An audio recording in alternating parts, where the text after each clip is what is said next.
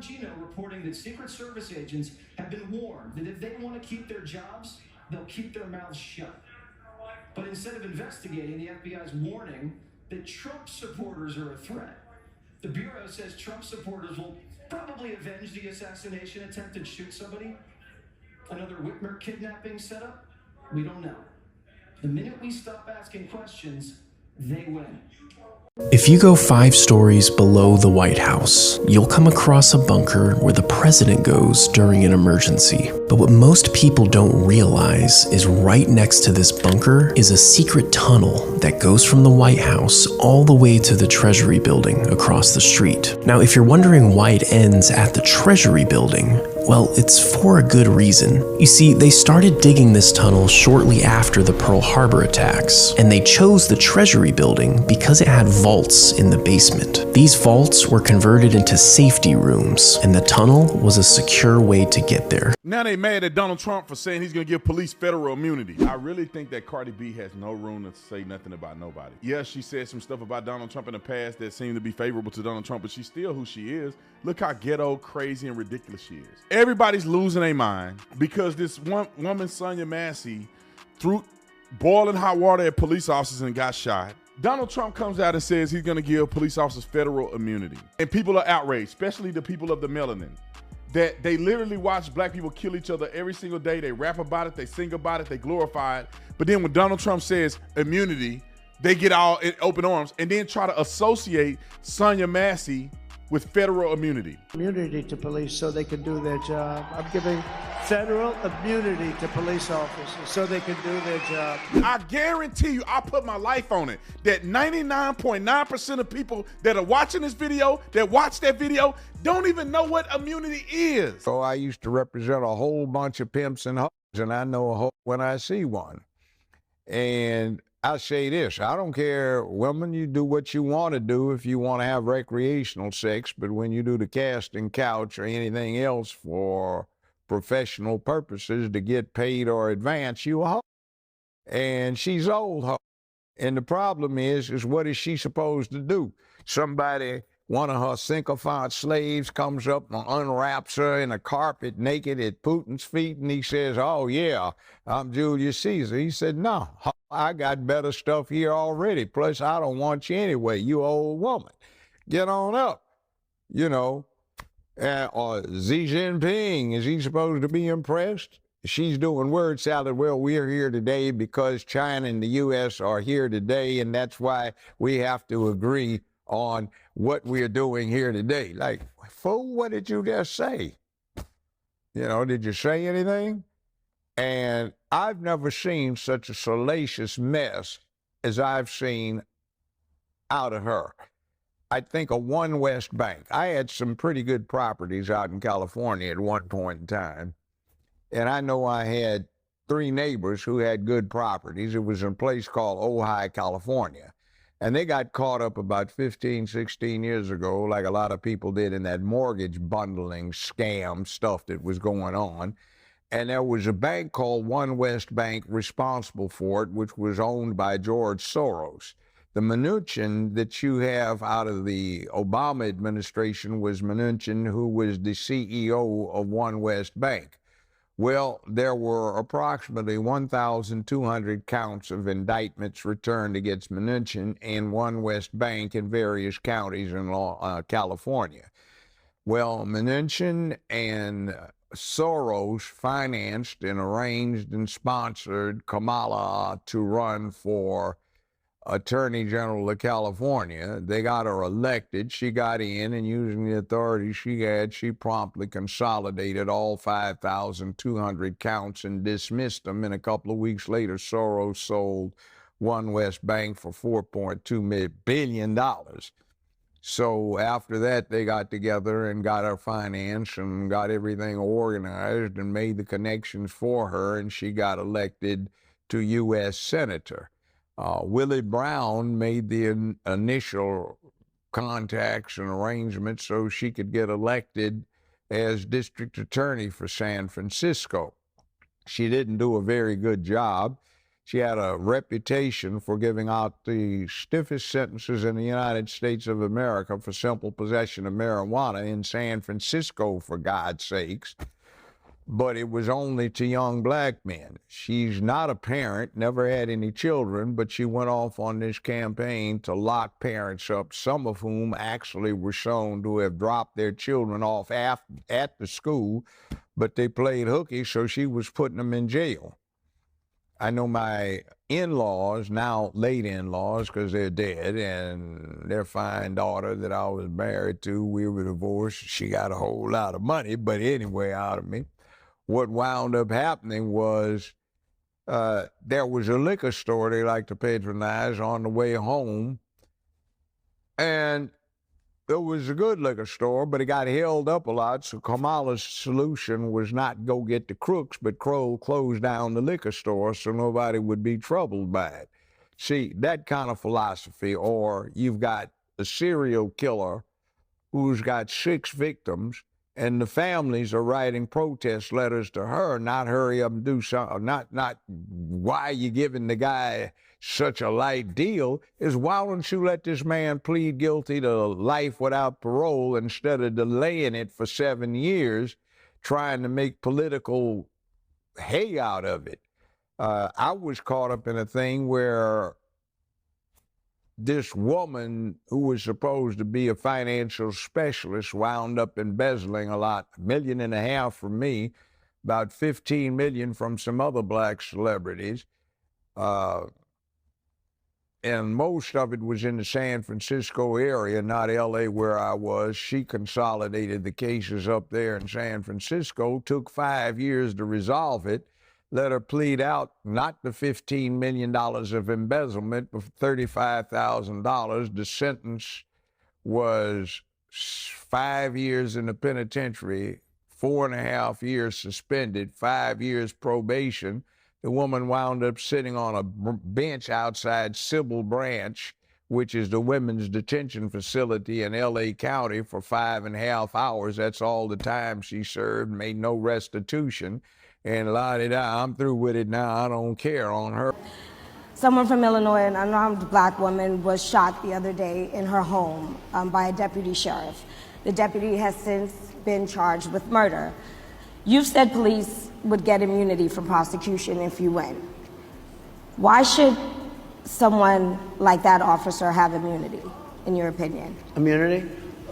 Immunity. I don't know the exact case, but I saw something, and it didn't look good to me. It didn't look good to me. Are you talking with the water, right? Yeah, well, police unions are not backing this person either. Okay. But again, why would... They're going to be charging the officer? I guess they're charging the officer. So why should he receive immunity?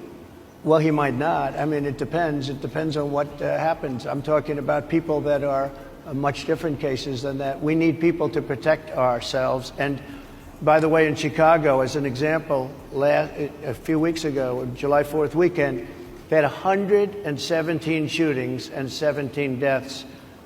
Nobody wants that. Nobody wants that. We need to have our police officers have the respect and dignity back.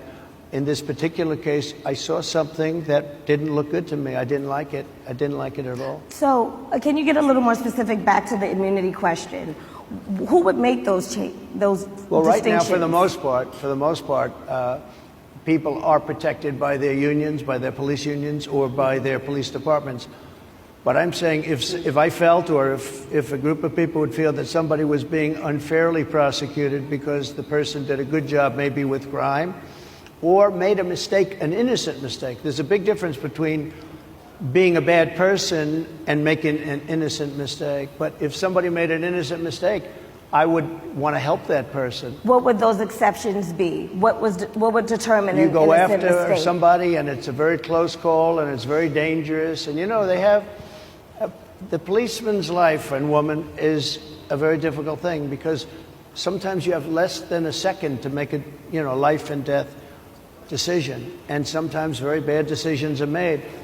They're not made from an evil standpoint, but they're made from the standpoint of they made a mistake. Mr. President, I would love if you could answer the question on your rhetoric and why you believe I have that answered the black voters should question. trust you with another 4 I have years. been the best president for the black population since Abraham Lincoln. That's my answer. Better than President Johnson, who signed the Voting Rights Act. For you to start off a question and answer period, especially when you're 35 minutes late because you couldn't get your equipment to work, in such a hostile manner, I think it's a disgrace. Donald Trump doubles down on wanting police to get immunity despite presented with the facts about Sonia Massey's case, says police deserves immunity for making honest, innocent mistakes. And apparently he wasn't familiar with her case, saying he doesn't know what exact case. Take a look.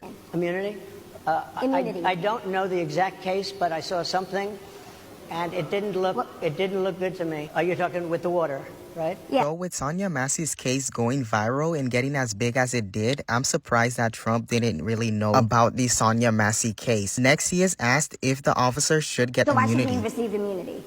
Well, he might not. I mean, it depends. It depends on what happens. I'm talking about people that are in much different cases than that. We need people to protect ourselves. Donald Trump also stated he wants a group of people, or like a union of people, to decide if someone is being unfairly prosecuted and the person did a good job or made an honest mistake. He would want to help that person or officer. His reason for this is because he believes a police officer's life is dangerous and he wants to help them out. Take a look. Policeman's life, and woman, is a very difficult thing because sometimes you have less than a second to make a life and death decision. And sometimes very bad decisions are made.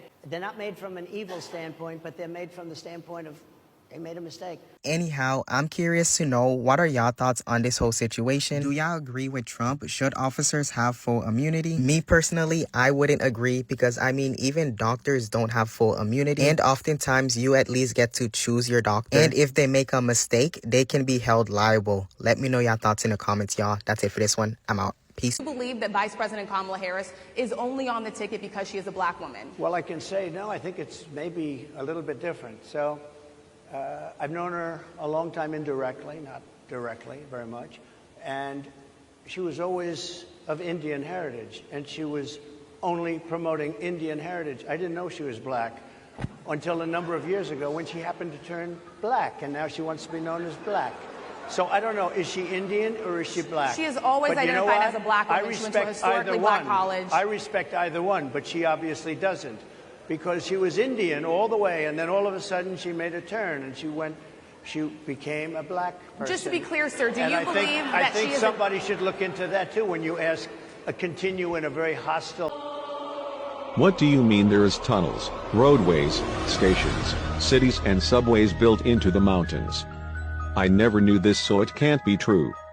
My local news never mentioned this.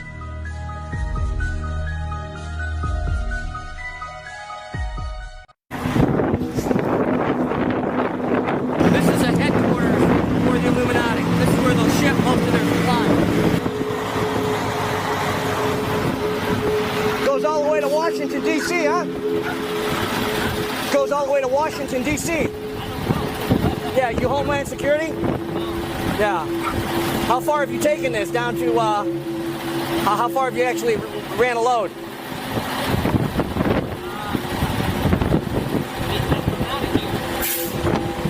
Miles?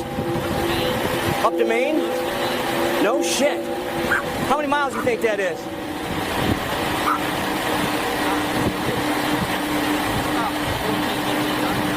Man, that's unbelievable. Not to mention, I heard there's one that goes all the way to Colorado, right? Unbelievable. What do you think you're hauling? Any idea? Yeah, okay. Yeah. Yeah. Yeah. I know there's been a lot of military stuff being hauled around lately, that's for sure, huh? Yeah, we deliver to them. Gotcha. Gotcha. Yeah. Yeah. Yeah. Well, I heard there's water supply, food supply, everything's in there. Yeah, unbelievable. You don't get no cell phone service. No. Peace, brother.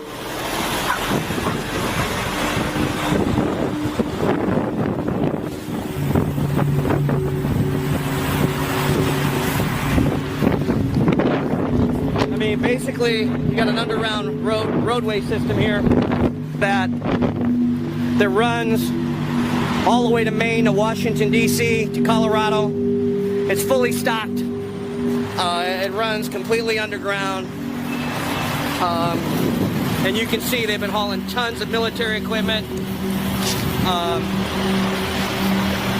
know, they're stocking all these bases. Now, the other thing is the railroad system here is also very strategic. They're bringing in boxcar loads and they're dump shipping here, and they can really deliver to all these locations, which these locations go all the way to Area 51. These locations go all the way to Washington, D.C. There's access underneath the White House to this location, okay? So this is a strategic location, which is really the new command center for the Illuminati. Forget the United States government. This is a headquarters for the Illuminati. This is where they'll ship most of their supplies.